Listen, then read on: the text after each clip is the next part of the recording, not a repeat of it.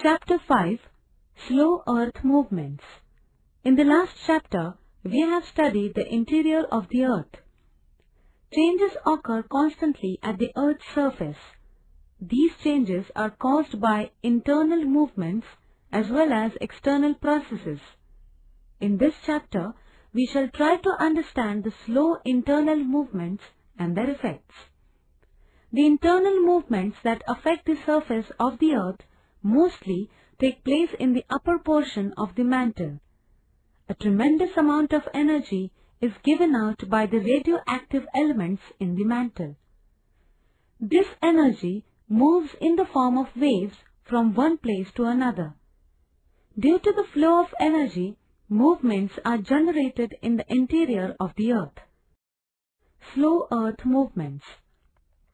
The movements in the interior of the Earth that are caused by the continuous and slow emission of energy are called slow Earth movements. These slow Earth movements affect vast areas. These movements take place in a horizontal or vertical direction. Try to understand the effect of these movements on hard and soft rocks from figure 5.1. These movements give rise to mountains and continents. The slow movements lead to the processes of folding and faulting. Effects of Earth's movements.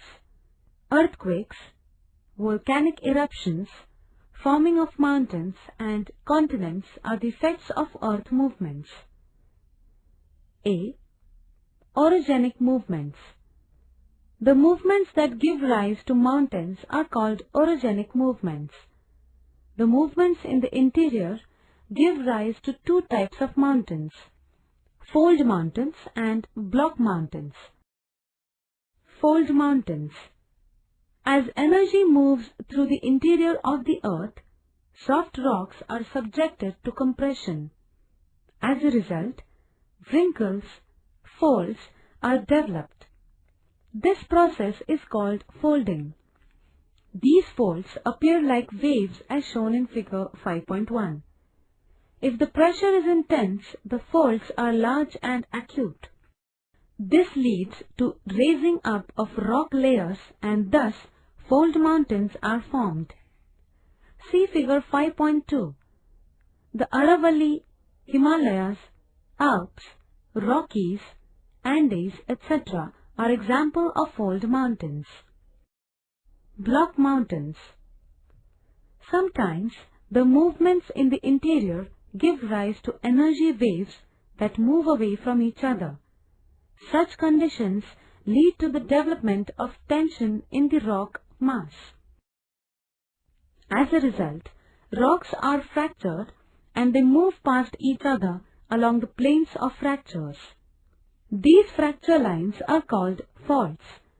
See figure 5.3. In hard rock layers, the compression caused by the converging energy waves can also lead to faulting. When a portion of the crust between two parallel faults is raised up, it appears as a block. Hence, it is called a block mountain. See figure 5.4. The tops of block mountains are generally flat. They do not have peaks. Their slopes are steep. For example, the Meghalaya Plateau in India and the Black Forest Mountain in Europe. Rift Valley. When the movement is in the opposite direction and divergent, the crust is subjected to tension. At times, the area between two adjoining faults subsides. Such areas of subsidence are called rift valleys.